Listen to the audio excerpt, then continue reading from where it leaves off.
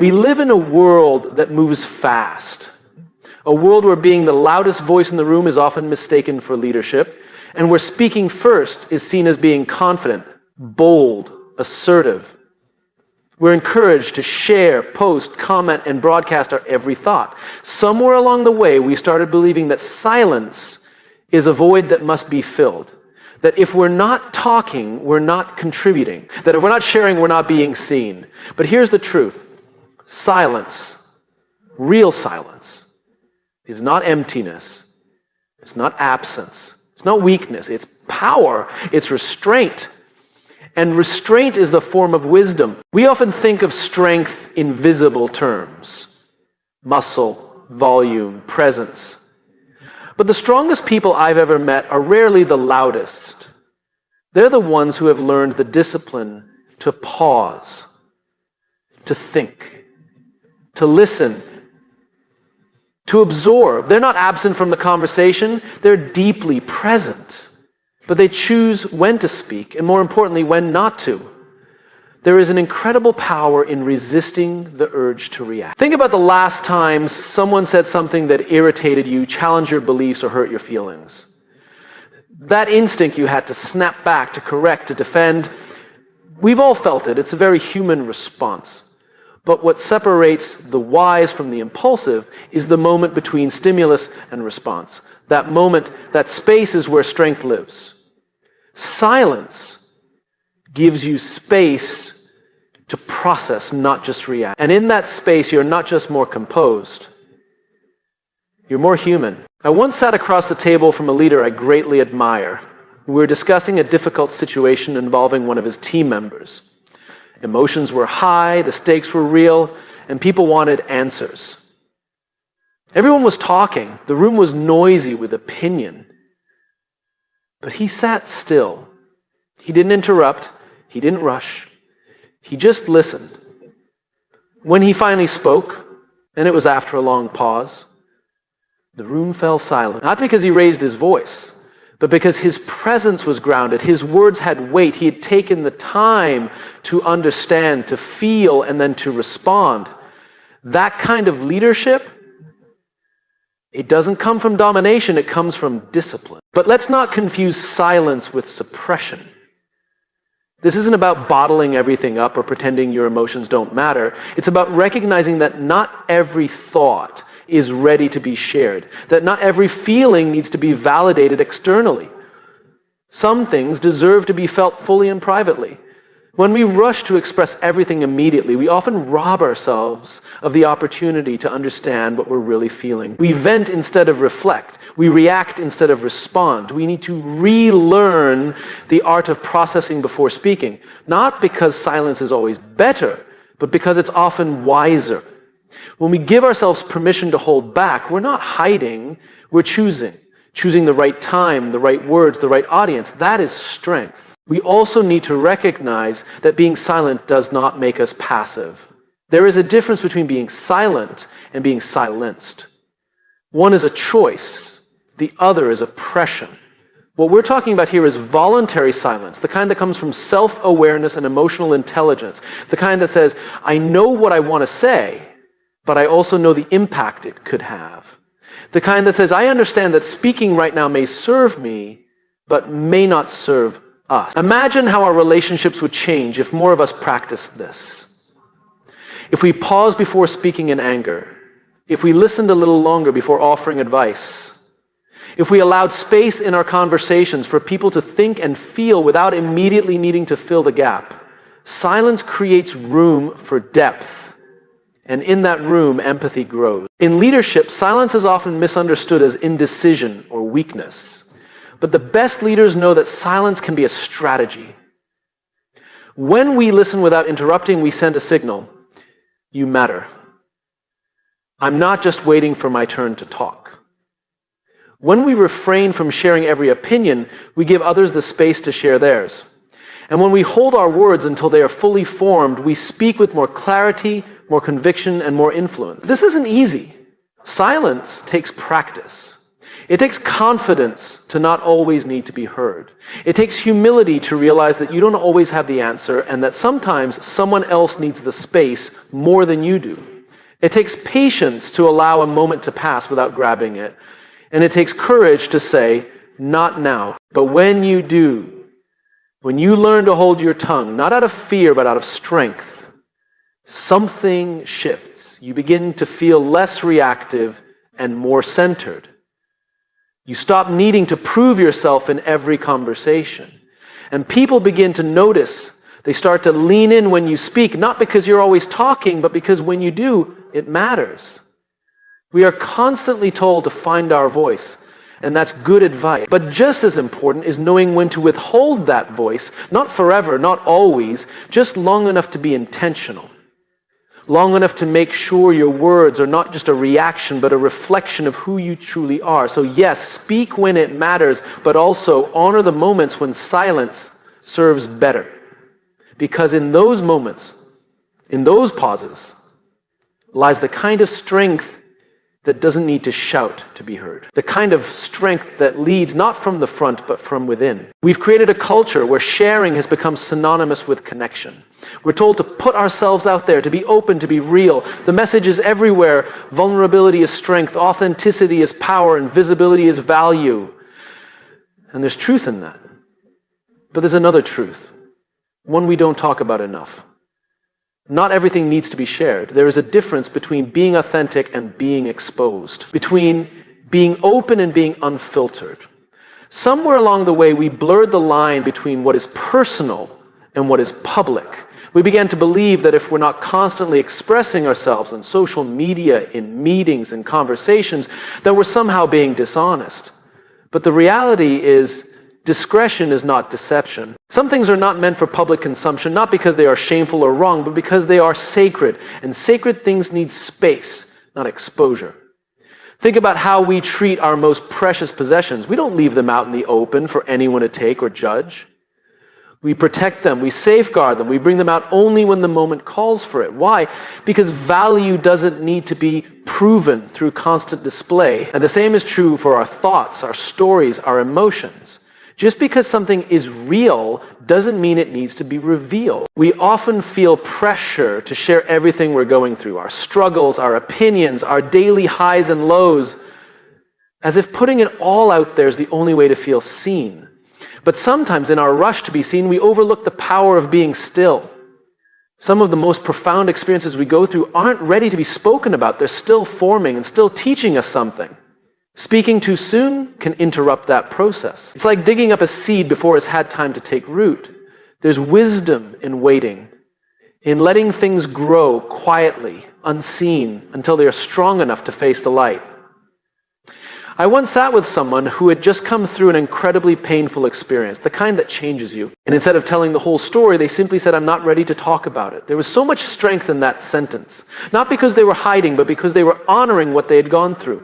That's a form of integrity, knowing your limits, protecting your story, giving yourself permission to process privately. It takes more courage to hold back than to spill it all. Because holding back requires presence. It requires you to be in tune with yourself, to know when speaking serves you and when it doesn't. This doesn't mean we shouldn't be open. It means we should be intentional. The best conversations aren't the ones where we say everything. They're the ones where we say the right thing at the right time in the right place. That takes discernment. And discernment begins with the question, why am I sharing this? Am I seeking connection or am I seeking validation? Am I trying to add value or am I trying to relieve my own discomfort? Am I being brave or am I being impulsive? We all have moments when we want to speak just to release the tension inside us, and there's nothing wrong with that. We're human. But when every thought becomes a post, when every emotion becomes a performance, we start to lose something essential. We lose depth. We lose privacy. And sometimes we lose the very connection we were seeking in the first place. Connection doesn't require constant updates. It requires trust. And trust isn't built by volume. It's built by consistency and care. When you share too much too quickly, you can overwhelm the relationship instead of deepening it. Relationships, whether personal or professional, thrive on balance. When someone reveals too much too soon, it can feel less like intimacy and more like a boundary violation. And on the flip side, when someone chooses to share gradually with thought and timing, it creates a sense of safety. You begin to understand this person respects themselves, and that makes it easier to respect them too. We've also confused transparency with truth. Being transparent means you're willing to be seen, but being truthful means you're willing to be honest when it matters. And the truth is, some moments are not meant to be narrated. They are meant to be lived fully and quietly. You don't need to write a caption about everything. You don't need to explain every decision. Silence doesn't mean you're hiding something. It often means you're building something. Something private, something meaningful, something not yet ready for the world. We need to stop measuring our authenticity by how much we reveal. Your worth is not tied to how much of your personal life is on display. Some of the most real people are the ones who choose their words carefully, who protect their inner world with intention, who understand that not everything needs to be shared, not because it's unimportant, but because it's important enough to be kept close. There is dignity in discretion. There is leadership in restraint. And there is wisdom in knowing that what you keep to yourself often shapes who you become more than what you tell others. Growth isn't always visible. Healing doesn't always come with a hashtag. And strength doesn't always make a sound. So the next time you feel the pull to explain yourself, to share something vulnerable before it's ready, or to be louder just to be noticed, pause. Ask yourself if your silence might serve you better than your words. Ask yourself if your story still needs time to become whole, because not everything needs to be shared. And when you learn to honor that boundary, you don't shrink, you expand. You become more centered, more self-aware, more grounded. And in that groundedness, you become someone others can trust. Not because you've told them everything, but because what you do share is offered with care, with clarity, and with purpose. There's something sacred about a thought in its earliest form. It's fragile, raw, still becoming. It hasn't yet hardened into certainty or been shaped by outside influence. It's like a flame, small and flickering, capable of lighting a fire, but easily snuffed out by a careless gust of wind. And yet, in today's world, we often feel pressure to express our thoughts the moment they form, to turn them into content, arguments, confessions, as if they only matter once they've been spoken aloud. But the truth is, your thoughts deserve a safe space, a space where they can grow, stumble, evolve, and mature before being judged or broadcast. We've all been in situations where we've said something out loud before we truly understood what we meant. Sometimes it comes out awkward. Sometimes it comes out harsher than intended. Sometimes it doesn't come out at all the way we imagine. That's because not all thoughts are ready for the world. And when we rush them, we don't give them the chance to find their true shape. It's easy to forget that thinking is a process, a real process, not something that happens instantly or effortlessly. It takes time to connect dots, to test ideas against our values, to notice how we feel about what we think. But when we're constantly reacting, constantly sharing, we short-circuit that process. We trade depth for immediacy. And over time, we lose something important, the ability to sit with our own minds long enough to truly understand them. We live in a culture of instant opinions. Something happens, and we're expected to have a take immediately, publicly, passionately. But quick opinions are rarely thoughtful ones. They're often just emotional surges. And if we're not careful, we become so addicted to expressing them that we forget to question them. That's where things get dangerous, not because expressing thoughts is bad, but because when everything is said without being understood, we stop learning. We stop growing. There's a kind of wisdom that only comes from thinking quietly, from letting your thoughts live inside you for a while, from watching how they move through you. Some thoughts are worth holding on to in silence. Not forever, but just long enough to see where they lead. Long enough to ask, is this really what I believe? Or is this just what I've been conditioned to believe? Long enough to notice, where is this thought coming from? Fear, ego, empathy, hope. When we speak too soon, we risk fixing a thought before it's ready. We stamp it with permanence. We post it, we declare it, we defend it. But what if we had waited just a little longer? What if we had given ourselves permission to explore it more fully? We might have discovered a better version of it, or maybe even changed our minds entirely. But now, because it's out there, we feel obligated to stand by it. That's how good people end up digging into bad ideas, not because they're arrogant, but because they didn't give themselves enough room to think. One of the most powerful habits a leader or any person can develop is the ability to say, I don't know yet. Not because they're uncertain, but because they respect the complexity of thought. Because they understand that clarity takes time. In fact, some of the wisest people I've met are also the most cautious about sharing what they think.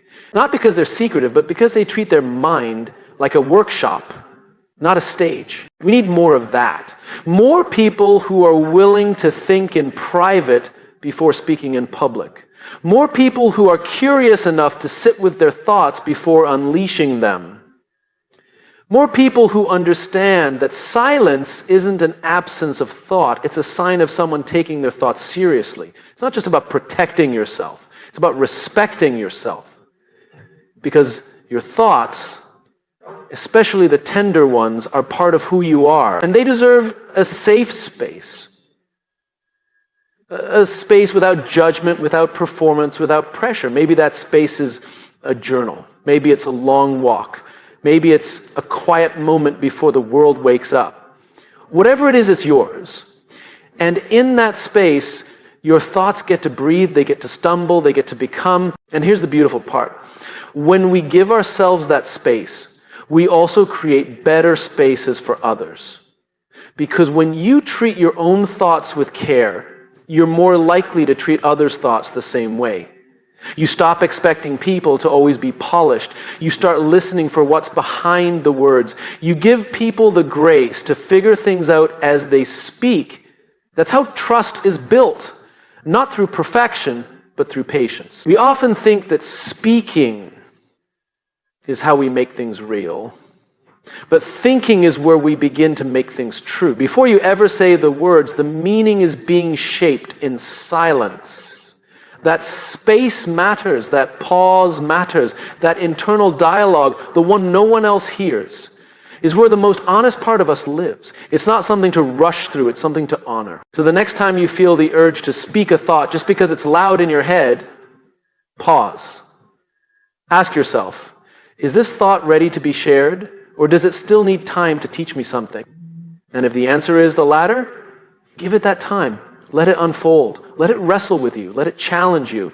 Because when it finally does reach the world, it will be stronger, it will be clearer, and it will be something you're proud to have said, not just because it sounded good, but because it came from a place of truth. Your thoughts are not just ideas, they are seeds, and every seed needs soil, quiet, and time before it becomes something that can stand on its own.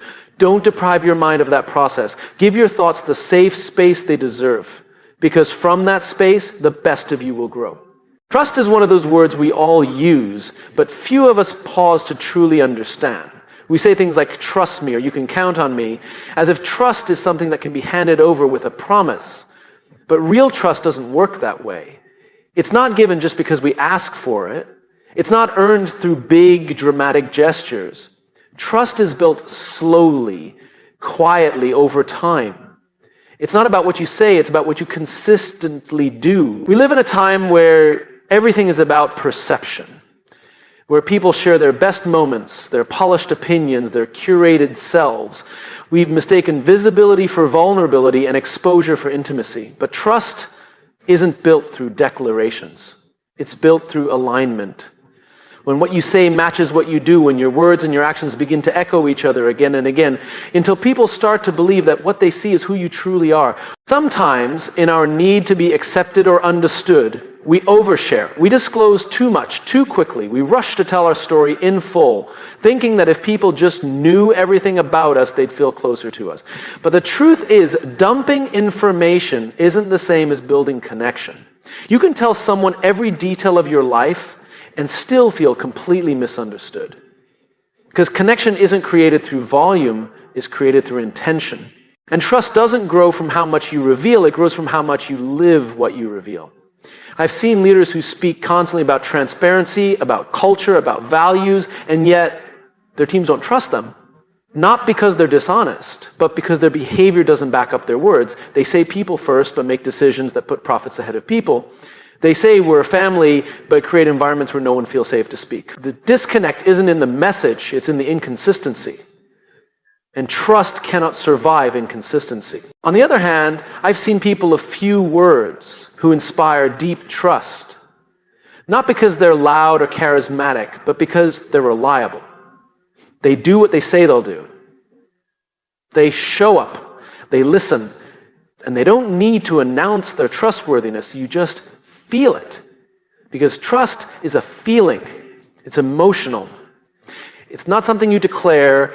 It's something you create in others, one moment at a time. We have to understand that trust is not built in grand moments. It's built in small, almost invisible ones.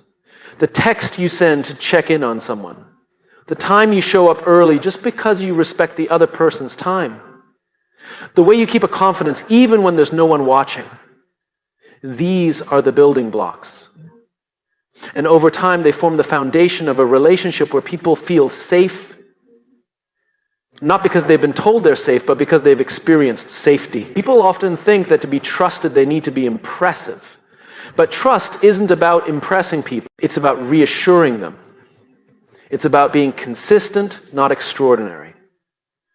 It's about being someone others can rely on when things are uncertain. That's why the most trusted people are often the ones who don't feel the need to prove themselves all the time. They understand that trust is built when others feel seen, heard, and respected, not overwhelmed by their presence.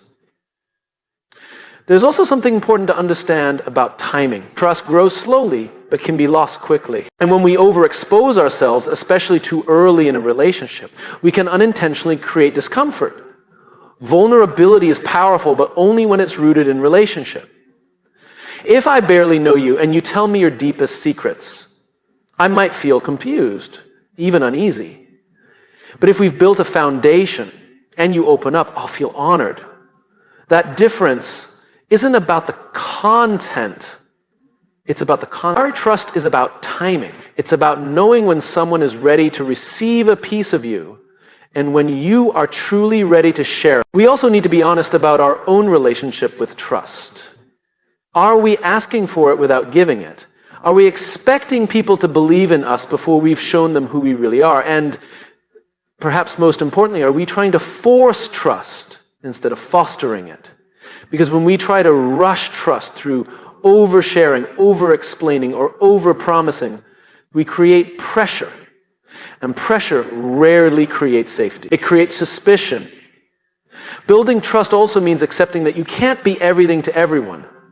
Not everyone will trust you. And that's okay.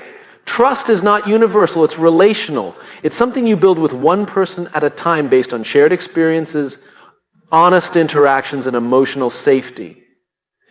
And the more we try to earn everyone's trust all at once, the more we dilute our authenticity. Because trust doesn't require perfection, it requires congruence. You don't need to be flawless, you just need to be real. So instead of asking, how can I get people to trust me? Maybe the better question is, how can I become more trustworthy? That shifts the focus from performance to presence, from image to integrity, from impression to intention. And when you start living with that mindset, something powerful happens. You stop needing to convince people. They start seeing it for themselves. It's easy to say all the right things. It's harder to live them. But people notice. Over time, they always do. So let your actions be the loudest part of your message. Let your consistency speak more than your charisma. Let your presence, not just through your words, be the reason people feel safe around you. Trust isn't built through noise. It's built through rhythm, through repetition, through quiet moments of honesty, reliability, and care. And when you understand that, you stop trying to broadcast trust. You simply start living in a way that earns it. There's something captivating about people who don't reveal everything at once. You've probably met someone like that. The kind of person who speaks thoughtfully, who listens more than they talk, who doesn't rush to fill silence with noise. They carry themselves with calm, not because they're holding something back out of fear, but because they've chosen to preserve something, their privacy, their pace, their peace. And when they speak, you lean in. Not just because of what they say, but because of what they don't say. That is the quiet power of mystery. We often misunderstand mystery. We think it means being secretive, closed off, or evasive.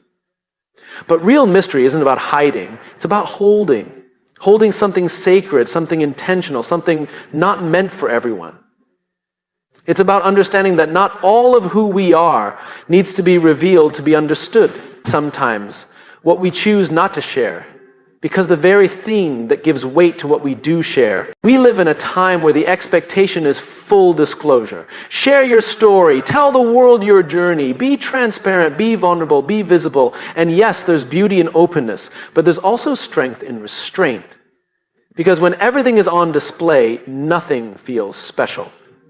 The more we expose, the more we risk diluting the meaning behind the message. Sometimes the most compelling thing you can do is leave space. Let people wonder, let people discover, let people earn the deeper parts of who you are. Mystery isn't manipulation, it's maturity. It's recognizing that just because something is true doesn't mean it's time. Just because a thought is valid doesn't mean it's complete. Just because you feel something deeply doesn't mean it's ready to be understood by someone else. Holding something close isn't a sign of distance, it's a sign of discernment. Have you ever noticed how the most impactful leaders often say the least? They don't flood rooms with words. They use pauses, they listen. They let silence work for them, not against them. They understand that presence doesn't come from how loud you are, it comes from how intentional you are. That mystery, that space between what people know about you and what they sense about you, creates trust, intrigue, and respect. When someone reveals everything right away, we might feel curious at first, but it often fades. There's no journey left, no discovery, no unfolding. So when someone shares themselves piece by piece, when they hold certain parts back until trust is built, until connection is formed, we pay attention. Not because we're being teased, but because we're being invited. And invitations carry weight. They say, you've earned this part of me. Mystery also allows space for reflection. When you don't rush to define yourself to others, you give yourself room to discover yourself. Because who you are is not static, it's evolving. And if you share everything too soon, you might end up protecting a version of yourself that no longer fits. But when you keep parts of your story close, not hidden, just sacred, you give yourself permission to keep growing without needing to constantly explain yourself. This isn't just about people, it's about ideas too. Some of the most powerful ideas take time to ripen. If you share them too soon, before you've tested them, before you've questioned them, they can fall flat. But when you let them mature, when you sit with them, refine them, live them, they come out stronger, more grounded, more believable. That's the discipline of mystery. Resisting the urge to reveal everything in the name of speed or validation. We also underestimate how empowering it is to not explain yourself. To walk into a room and not feel the need to justify your choices, your feelings, your identity. Not out of arrogance, but out of peace. Because when you're secure within, you don't need constant approval from without. You know who you are even if not everyone else does. That confidence is magnetic. It draws people in, not because you've told them everything, but because what little you've shared carries depth. It matters. Mystery isn't about silence. It's about substance. It's about choosing what to say, when to say it, and why it matters. The more intentional we become about what we reveal, the more value we give to the things we do reveal. That's what makes mystery so powerful. It creates meaning, and meaning is what people remember. This applies in relationships, in leadership, and in life. You don't have to share every detail to be understood. You don't have to tell your whole story to be respected. You don't have to bare your soul to be authentic. You just have to show up consistently, with depth, with care, with the understanding that who you are isn't defined by what others see, it's defined by how well you live what they. And here's the paradox. When you embrace mystery, you actually connect more deeply. Because mystery invites curiosity. Curiosity builds engagement. Engagement builds trust. And trust opens the door for true intimacy, not forced, not performed, but earned, slowly, meaningfully, honestly. So instead of asking yourself, what do I need to share for people to like me? Ask yourself, what is mine to keep? That simple shift changes everything. It gives you back your power. Because the parts of you that remain unspoken, those are the roots. That's where your integrity lives. That's where your strength grows. And when you're rooted, you don't need to shout to be heard. There's beauty in being known, yes, but there's also beauty in being discovered. One moment at a time, one conversation at a time, one act of trust at a time. Let people earn the deeper parts of who you are. Let them walk the journey of knowing you. Let your presence, your thoughtful, grounded, authentic presence, be the loudest thing in the room. Mystery is not the absence of clarity. It's the presence of intention. And when you lead with that, you don't just influence people, you inspire them to slow down, to listen more deeply, to be more thoughtful in their own lives. And that is power.